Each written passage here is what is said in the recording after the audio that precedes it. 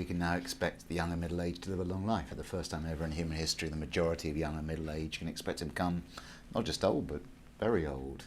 But we fear that. We fear outliving our resources, our health. So how do you make that long life a good life? And that, of course, is what we've been talking about, because it's under-institutionalised. We don't have the means to support it. But economics is a key part of that. Of course, we need to have it a good and engaged life, but we need to create more resources. If we're living for longer, we have to create more resources to support that longer life. And I don't really think that's enough focus. What you're seeing, a lot of governments focus on pensions, and they say, well, if I just increase the age at which you can get a pension, then I solve a financial problem. But that doesn't really tackle the underlying problem, which is how can we remain productive? How do we keep our health, our skills, and how do we carry on working for longer?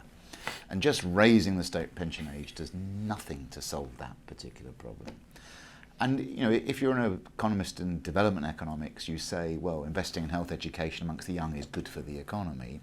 But we just don't think about that at older ages. And I think we're beginning to wake up to the reality, at least in the UK, I can see it happening with the government, that when you have an ageing population, health and skills amongst the older population is key for economic growth.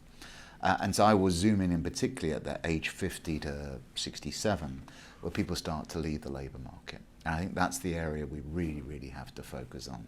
That's how we make our individual financial futures secure, being able to be productive for longer.